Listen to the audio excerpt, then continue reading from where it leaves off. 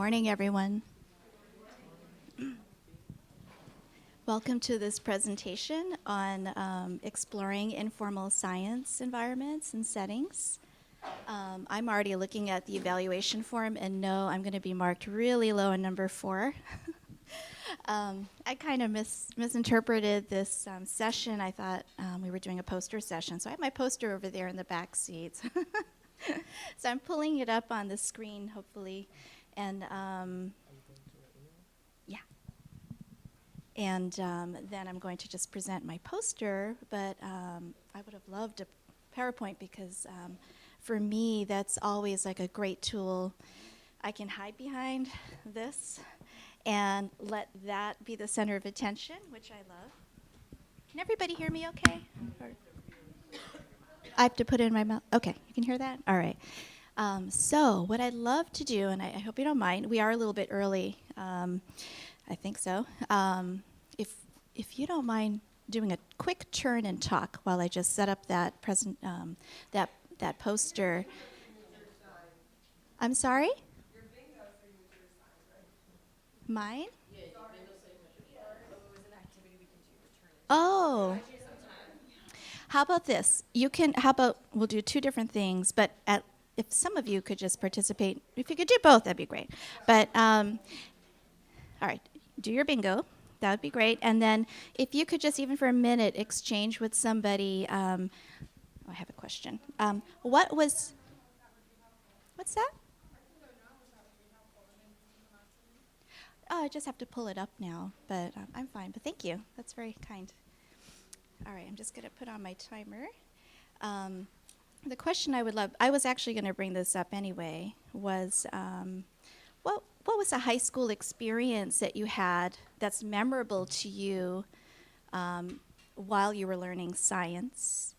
And what type of science-related hobby did you have as an elementary student? Okay, so if you could just, for a minute or two, maybe talk to a neighbor or somebody on your table, and I'll get right back to you.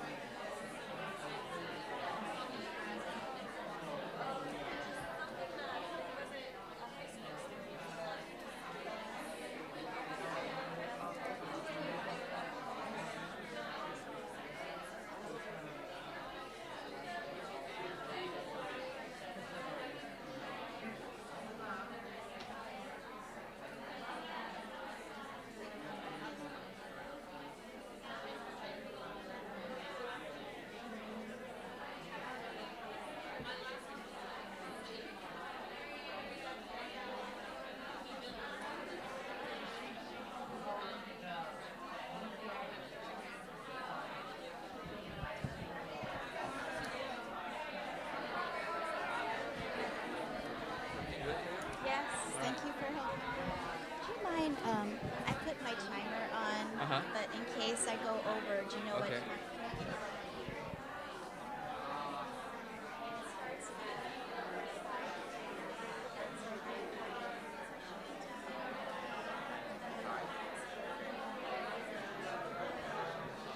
Standing over there? Yeah. What's your name? Haris? Haris, thank you. Yeah. Okay, I hope that gave everybody a chance. Oh, looks like we're involved in conversation here. This is great.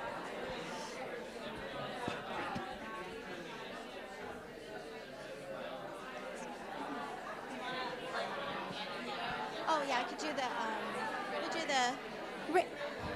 we'll do the, here we go. This sounds like great conversation, and I do want to hear maybe something from each table, if you don't mind. But I should probably formally introduce myself. My name is Joanne Vakil. I am a third-year graduate student at the OSU's STEM education department. I've been a classroom educator for 16 years, therefore I should have done this hand signal here or clapping method to quiet my class down, shut the lights, anything. I could have done that, but I just wanted you to have the opportunity to talk because I think this is very important to share. So I've taught mainly middle school math and algebra, but I've also taught elementary science and middle school science. So the reason why I asked was because this is the crux of my whole research. What are some memories that you have, and did it impact you as a learner, and did it maybe lead you to the science education field? So could I have somebody maybe, if a table wants to pass, that's fine, but anybody from this front table want to share?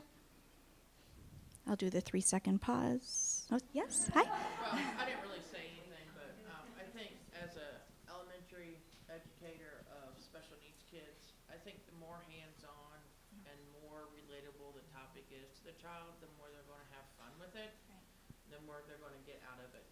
And then once they get familiar with the relatable items,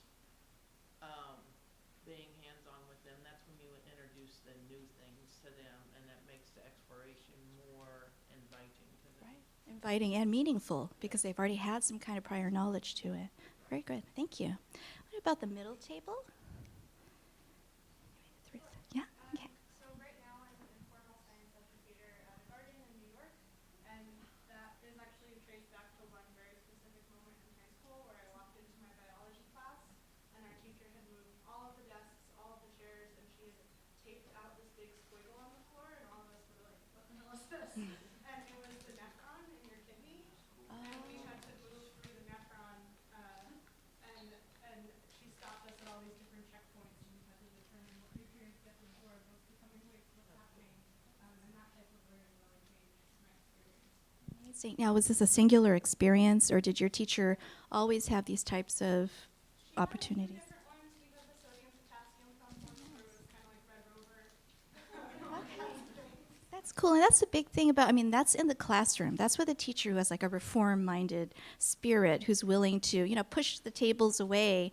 I still see classrooms where you walk in and there's a textbook, there's a workbook, and then you have an assessment on Friday, and the kid is looking forward to science, like an experiment, maybe once a month, if lucky, and it's just so sad that not all teachers can do that. So, and see how impactful that was to you and your future, career goals. Thank you. Anyone from this back table? Yes?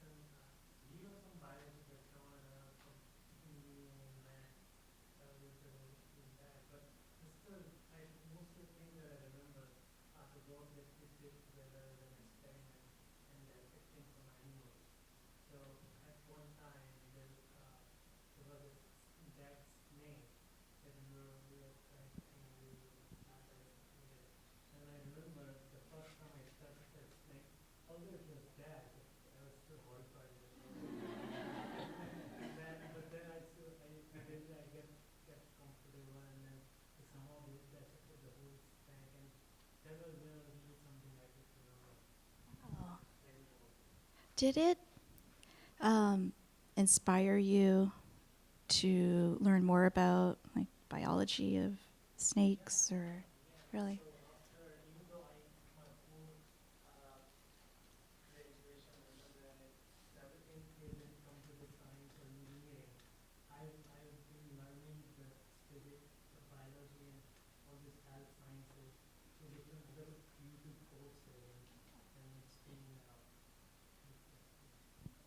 Thank you for sharing that. Okay, anyone from that back table over there? Yes? So I was thinking about this when I was the summer before ninth grade and eighth grade.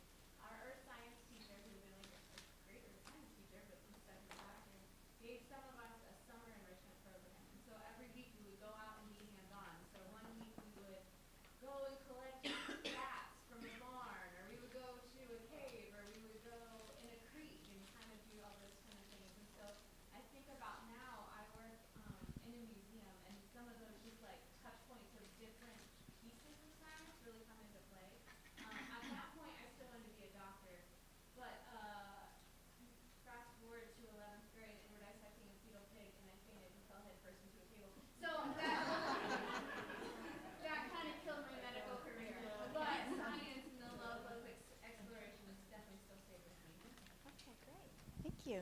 And finally, this table in the front.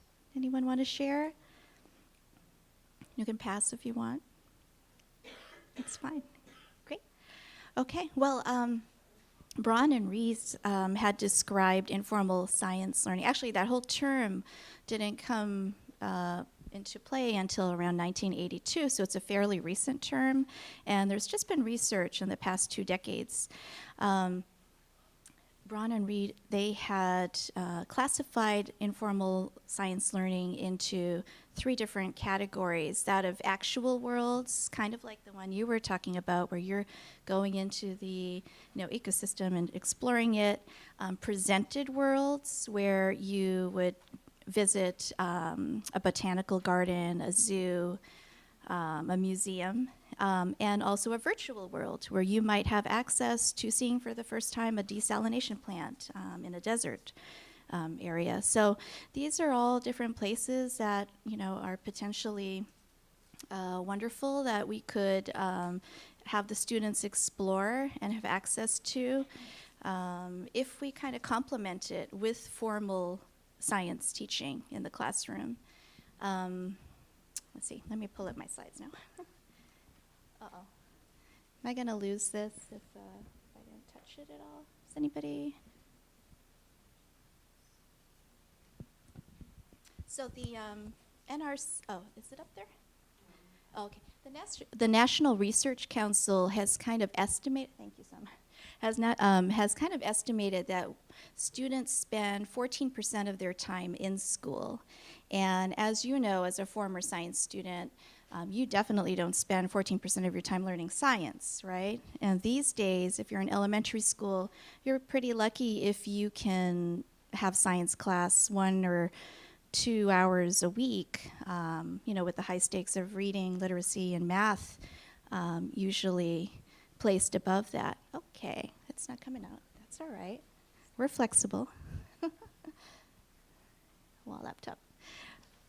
All right, so that's a little bit of a reason why it's really important to kind of look into why we need to look at informal science influence, not only on our students, but on our teachers. A lot of teachers come in with that mindset, that traditional mindset of teaching, science with methods, dating back to the 60s and 70s. And we really need to make science more authentic and relatable with our students.